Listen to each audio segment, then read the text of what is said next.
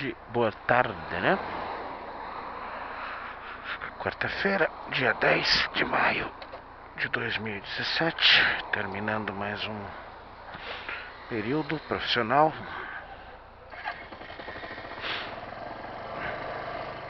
Vamos nos dirigindo à nossa residência humilde, confortável e com muito amor dentro dela.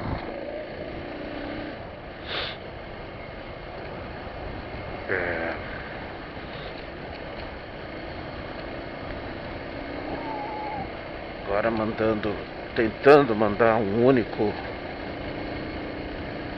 arquivo, né? Um vídeo por cada viagem, né? Mas esbarrei novamente no bloqueio. Ganhei alguns dias desbloqueado e já retomaram o bloqueio. Jamais vou pedir. Tá tudo muito instável, né? A rede da empresa. Estamos tendo problemas quase que todos os dias, né? E essa instabilidade gerou essa brechinha que eu consegui ainda acessar. Eu acho que tudo regularizado eu não vou conseguir mais ter acesso. E também não vou ter coragem de pedir acesso ao YouTube, né?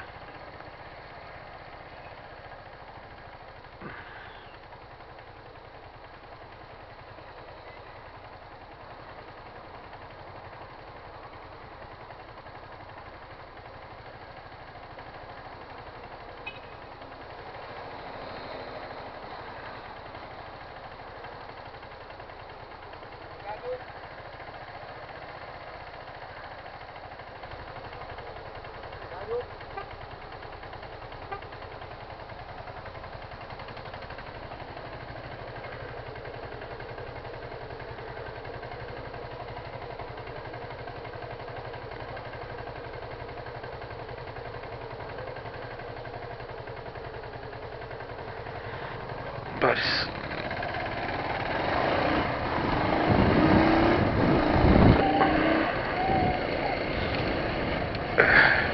Quanto tempo eu não devo ter jogado fumaça na cara dos outros de dentro do meu carro, né?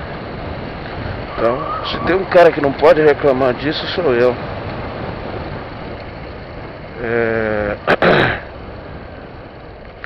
Então, assim, a publicação dos vídeos será mais espaçada. Eu não vou fazer grande questão, não.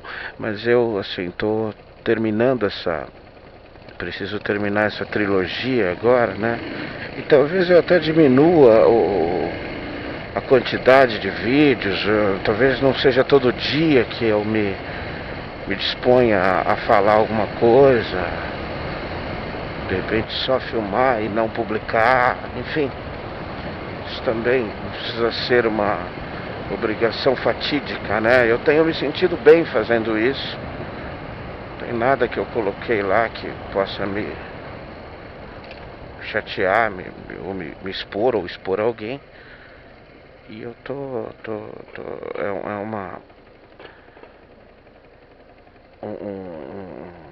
uma atividade que eu gosto muito de fazer, que eu tenho gostado muito, tem me ajudado muito, ajudado a colocar um pouco em ordem meus pensamentos, ou registrá-los ao menos. Quem sabe pode ser útil para mim ou para alguém. Pode ser útil para mim ou para alguém para dizer: olha quanta besteira. Não deixa de ser uma utilidade. Bom, tenho tratado nos 2 últimos vídeos desse assunto específico. Voltei, né, pro processo da religião, talvez agora depurando um pouco mais, né, essas partes nas minhas grandes contestações nesse assunto tão importante, tão levado tão a sério. Então eu coloco, por que eu não é que eu não levo a sério, dá a impressão que eu estou tirando sarro, não é isso. é não concordar mesmo, é me sentir preocupado, inclusive com os resultados dessa profissão de fé, de executar os conceitos religiosos, dessa linha moral torta e falsa, na minha opinião. Não que quem pratica seja torto e falso. Quem pratica talvez não entenda como eu entendo. E isso completamente normal, não tem problema algum. Esse vídeo tem o objetivo de esclarecer a mim mesmo, de me justificar para mim mesmo. Nunca fui cobrado sobre esse assunto, nunca fui confrontado em relação ao que eu acho. Então é isso que eu tenho feito. Então, recapitulando um pouquinho, eu tenho me prendido, assim, eu quero completar a trilogia das minhas contestações em relação à religião. Então, essa trilogia, ela trata de 3 pontas específicas do mesmo assunto. Então, eu coloco 3 assuntos, três vertentes para tentar explicar o que para mim é esse conceito pouco salutar que a religião nos passa. Tá? Então, já falei de 2. Falei sobre a concepção de paraíso, de céu, ou de Éden, ou enfim, vários outras nomenclaturas que possam existir para isso. Falei sobre a minha concepção de inferno, inclusive com a brincadeira do paradoxo. Então, resumindo essas 2 partes, eu retomo por aí.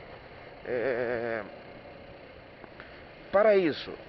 A própria definição bíblica, a própria definição abraônica, ela nos traz o seguinte conceito: para vivermos no paraíso, precisamos ser ignorantes.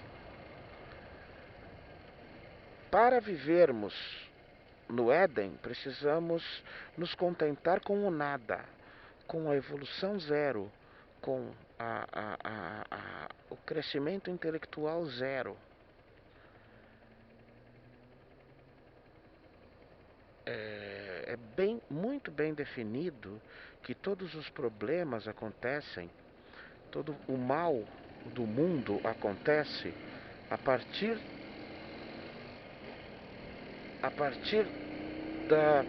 do tal pecado original, o primeiro pecado.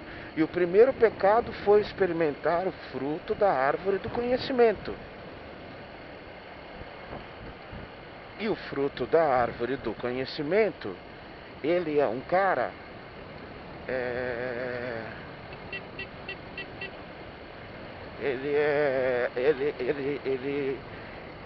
o imediato resultado dele é que a partir daí o homem começa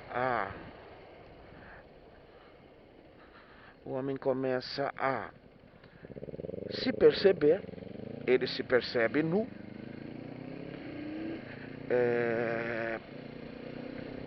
possivelmente comece a se contestar, isso é opinião minha, mas é preceito, né? E isso não é interpretativo, tá? Porque é fato, é o que está escrito. Isso normalmente nem é corrigido, porque na verdade as interpretações, né, bíblicas, elas são nada mais nada menos do que correção do erro. Como não querem admitir que é uma obra humana, como não querem admitir a interpretação humana, então as pessoas fazem isso. Não, isso você tem que interpretar. Sabe como é, né? Mas essa parte específica não tem o que interpretar. Está escrito dessa forma e não há mesmo interpretação. Bonitinha essa ninjinha, né? Ninjinha 300 ou 250. É muito bonitinha. Eu gosto.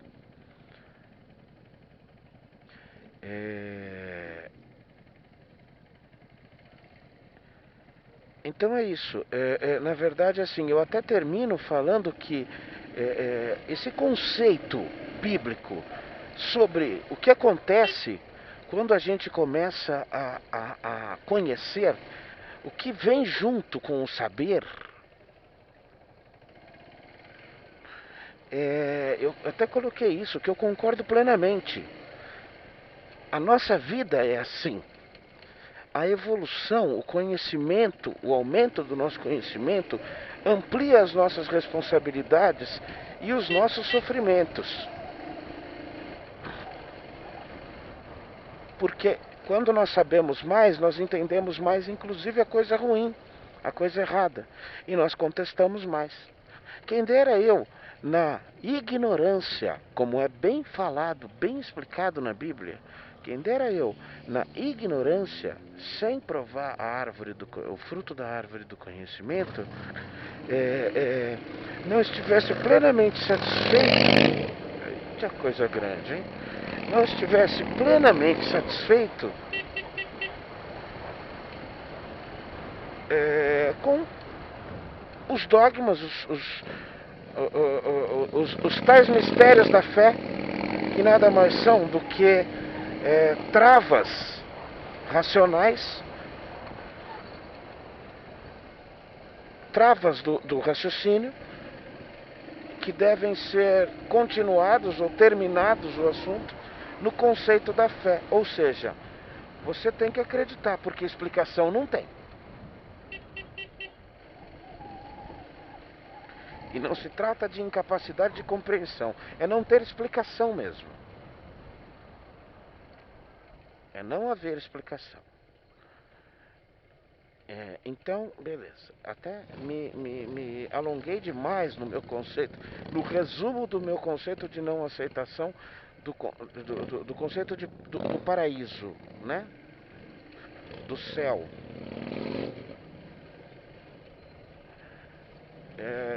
Vamos por conceito do inferno. Também resumidamente.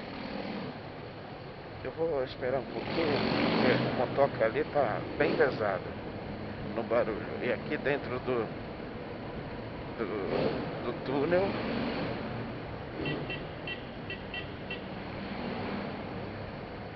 pode ficar mais difícil de entender. Então, eu brinco, a primeira brincadeira foi essa. Eu, disposto já a falar sobre isso, encontro um post no Facebook de um amigo querido, ateu também, que coloca esse paradoxo, né? Se o diabo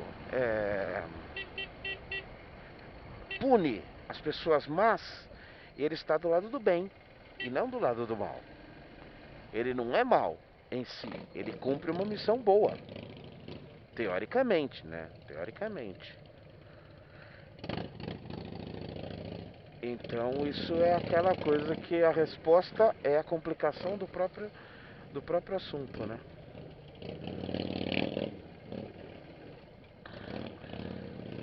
Não adianta, né, mano? No corredor você pode fazer barulho pra caramba, mas não passa, né?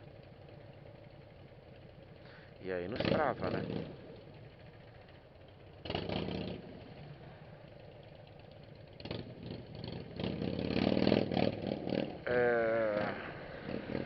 Ele tem um domínio muito bom da motoca dele.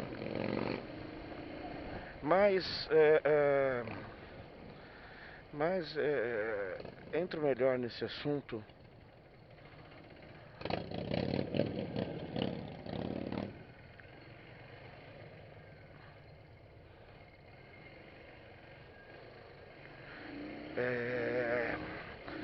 Só dar um esclarecimento melhor.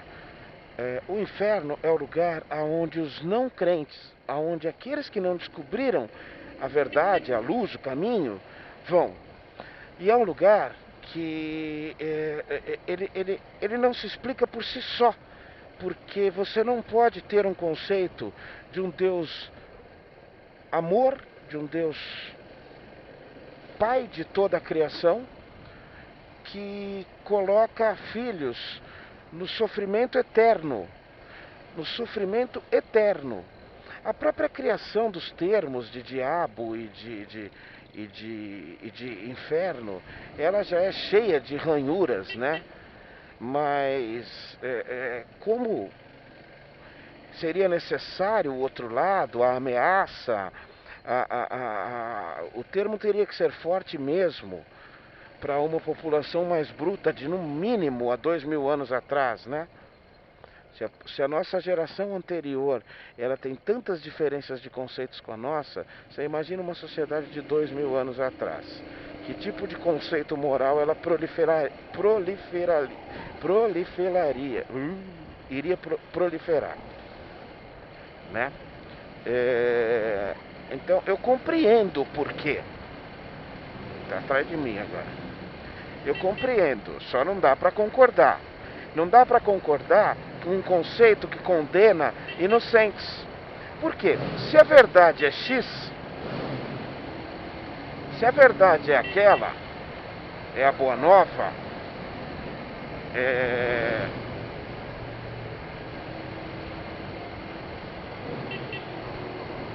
como é que... o que vai acontecer com o cara que até é bom, mas que está na fé errada, acredita na coisa errada? O que vai acontecer com 2 bilhões de hindus?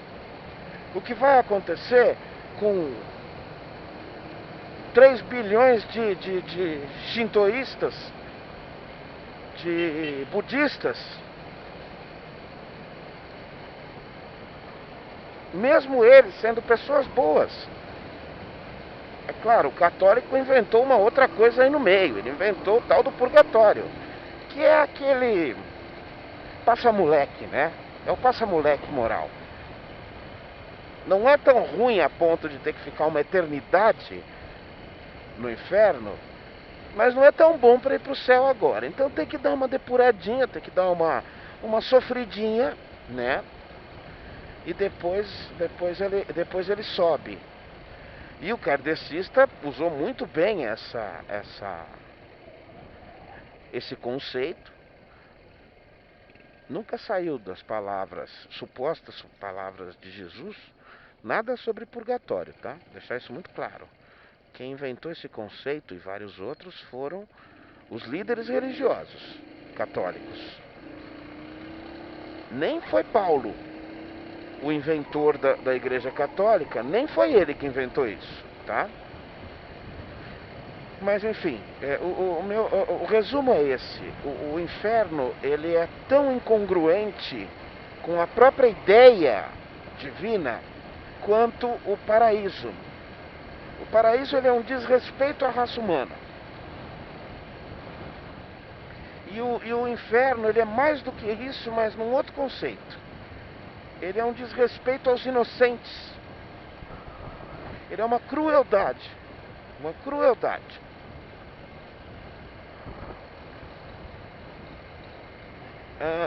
Agora vamos para a terceira ponta, que eu sempre coloco, que é um dos 3 fatores. Não tem mais importante ou menos importante. Eu estou só citando as 3 pontas. Elas são todas absurdas para mim.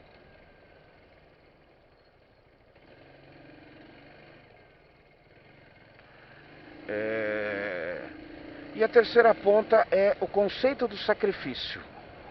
Não é o sacrifício da gente se sacrificar. Existe esse também.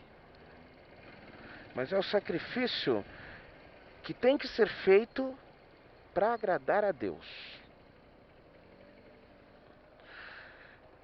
Entre as primeiras vezes, lá nas primeiras páginas do Êxodo, da criação do homem, logo depois do pecado original, em que o homem conseguiu ganhar o direito à dor e à morte, porque a árvore do conhecimento traz isso para nós, né? A dor e a morte.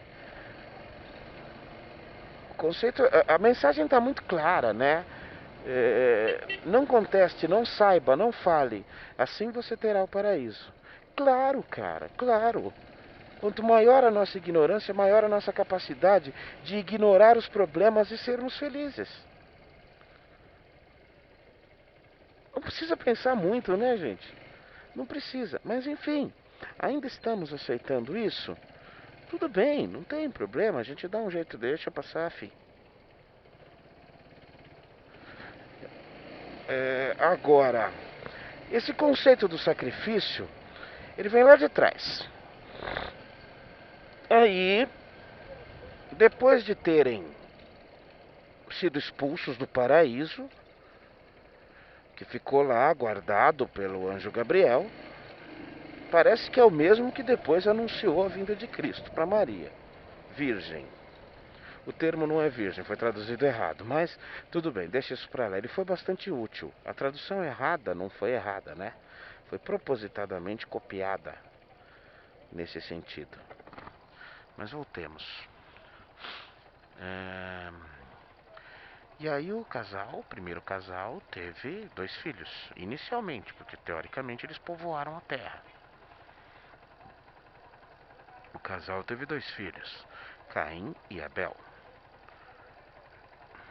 Ambos trabalhavam, ambos produziam, um parece que era pastor e outro agricultor, e tinham que... Bom, não vou aqui contestar ou perguntar de onde veio essa ideia, mas tinham que oferecer oferendas a Deus. Então, naquele tempo, eles pegavam uma parte, o melhor do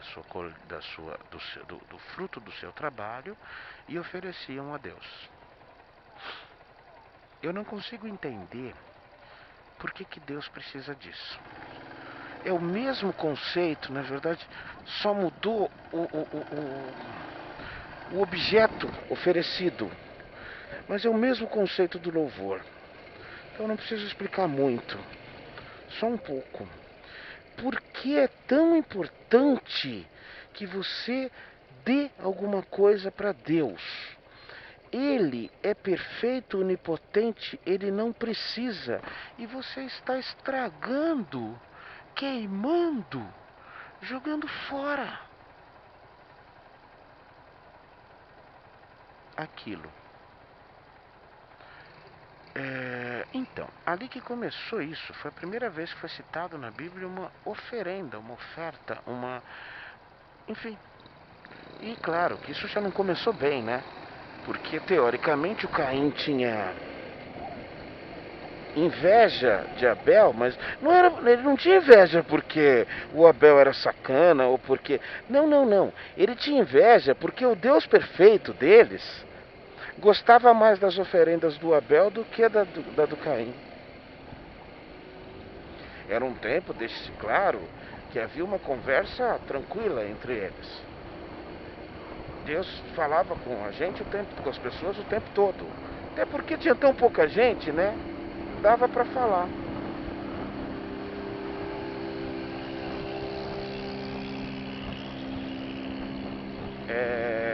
E não se sabe como é que eles falavam com ele, mas enfim, Caim, de tanto aguentar esse fato de que o que Abel fazia agradava mais do que o que ele fazia, ofertava, que ele acabou matando o irmão. E aí tem aquelas coisas interessantíssimas assim, né? Os diálogos interessantes. Caim, onde está teu irmão?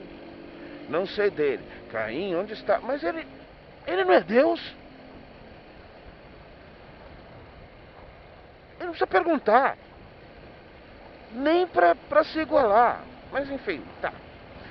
Não vou ficar nisso. Continuemos. Isso virou um costume. Um costume judaico que eu não sei. Parece que ele existe até hoje em outro conceito. Já foi modificado isso bastante. Eu conheço muito pouco das práticas judaicas atuais. Tá? Vamos deixar isso muito claro. Nem sei se os ortodoxos ainda fazem isso. Mas isso está descrito em vários lugares.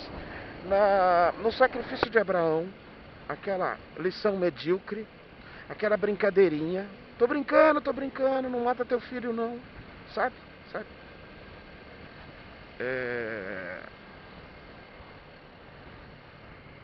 Não dá nem para se entender isso como uma lição moral. Quando se coloca isso, não, mas a Bíblia tem uma lição moral muito bonita. Aonde? Eu vou chegar lá, eu vou continuar nesse conceito. Tem lá o Abraão fazendo o sacrifício. Deus sempre precisava de ofertas, né? Matava-se um cordeiro, queimava-se e se oferecia a Deus. Me explica o que é isso? Como é que fazia? Deus ia lá Bom, eu não vou conseguir entender isso. Eu não vou. Não há conceito teológico que possa me explicar o desejo de um Deus de receber oferendas. E ele não é nada diferente do Deus do povo, dos povos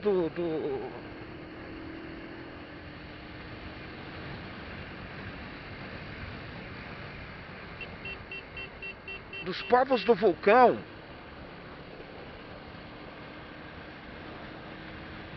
Com certeza é celular. Deixa pra lá.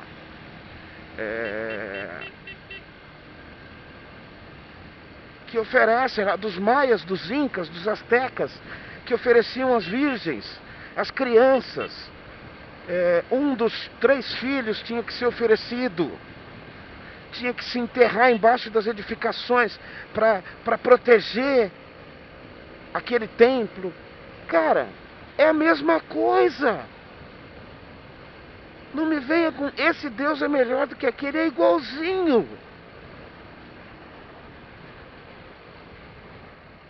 E depois de um tempo isso ficou mudado mais facilmente para se entender, porque as conquistas exigiam isso, né? E aí o que acontecia? Você oferecia os seus inimigos ao Deus que te protegia na batalha. Ele é a mesma coisa. Então, esse sacrifício, essa necessidade de se agradar a Deus através de um sacrifício, me faz me afastar muito mais dele.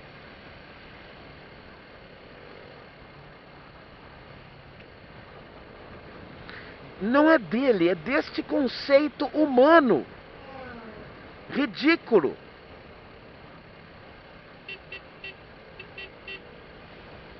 Ridículo.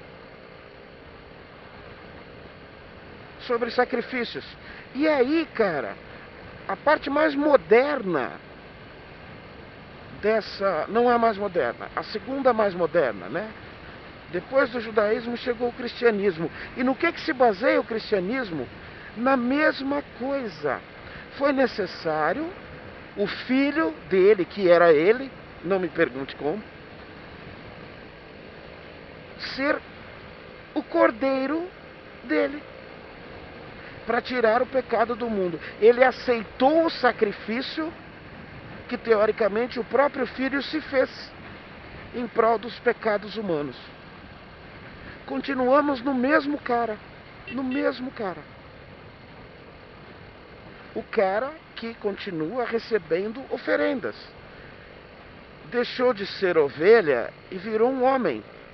Talvez tenha sido o último, não sei.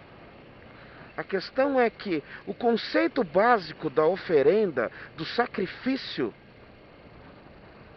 ele continua lá no mesmo lugar. Da mesma forma, ele mudou muito pouco na modernidade. O Islã não permitiu que o seu profeta, que o seu Salvador,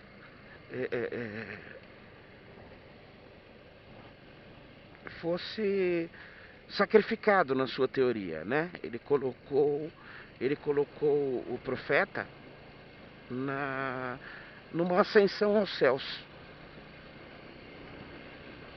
Assim como o próprio cristianismo dá essa corrigida nisso, né? Ele morreu e aí depois disso ele voltou, ele ressuscitou, ele voltou, ele deu as coordenadas ao seu povo e retornou aos céus. Isso explica muito bem porque não tem restos mortais e não tem nenhuma clara evidência da existência, da fidelidade do realismo dessa história.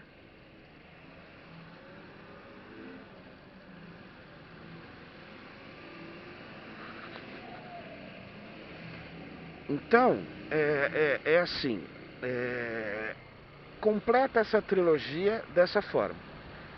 Essa sempre enorme necessidade do sacrifício. A necessidade de haver uma morte de uma pomba, de um cabrito, de um carneiro, de um bezerro, de um bode, para agradar a Deus. Para agradar a Deus. Qual é a diferença dele com outros? Não há lição de amor aí, gente. A filosofia cristã, ela não traz uma lição bonita de vida. Ela não traz um desejo de... um retrato de benevolência divina. Novamente. E é esse o terceiro pilar da minha contestação, das minhas contestações religiosas. Você tem um paraíso, uma noção medíocre, pequena, ridícula, que traz o homem ao conceito animalesco. Para ser feliz, não pense, não saiba, não entenda. O conceito do inferno, colocando um Deus que supostamente é descrito como bom, benevolente, na condição de jogar seus filhos que não seguiram a lição correta, por quaisquer motivos, inclusive por motivos que não são culpa deles mesmos, no inferno, no sofrimento eterno.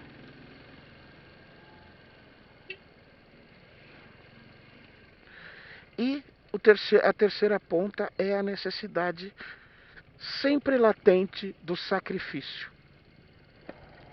E esse conceito de sacrifício, ele não termina.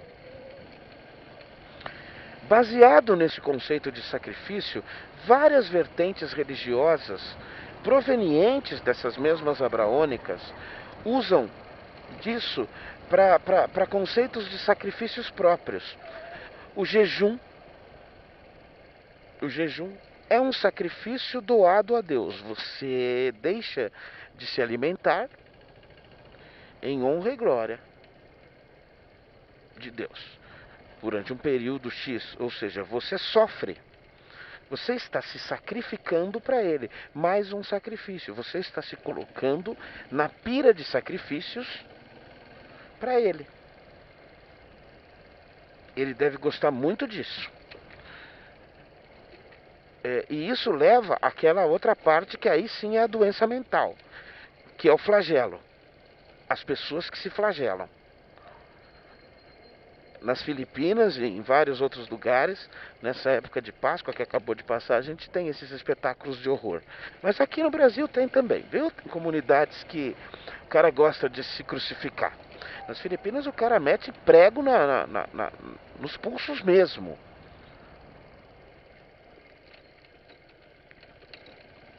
Dizem que a Sociedade dos Templários, a remanescência da Sociedade dos Templários, eles ainda internamente, das suas batinas, esses monges, eles estão se autoflagelando. Eles têm pregos nos mamilos, eles têm e mais coisas, tá? Mais coisas, tá? É assim, aí já é doença mental, então eu nem discuto sobre isso, Então, é assim, eu posso voltar a isso, não sei quando isso vai estar no ar. Mas, gente, por favor, entra, conversa, vamos sem baixaria, porque eu acho que eu tenho o direito de, no meu canal, falar o que eu quero. Se você usar baixaria, eu vou ter que tirar seu comentário. Se você me ofender, eu tiro o comentário. Pronto. Mas conversemos. conversemos. Vamos, como eu costumo dizer, vamos agradecendo a Deus, vamos homenagear o intelecto que nós viemos com ele.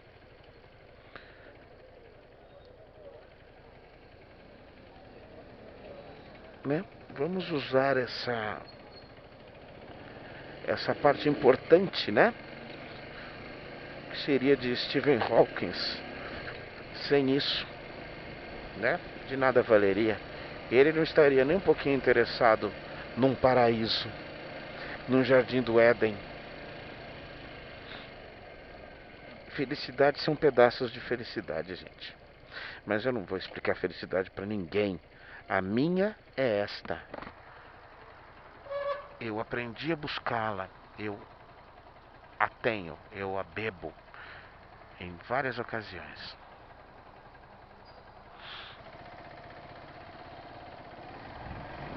Agora vamos brincar com o Pitoquinho um pouquinho. Passou o dia em casa. A mãe dele deve estar bem cansada hoje. Gente, é isso. Até a próxima. Tudo isso pode estar completamente errado. Não porque alguém vai contestar, mas porque eu mesmo posso amanhã virar e falar nada a ver com o que você falou. Tá? Mas um abraço a todos.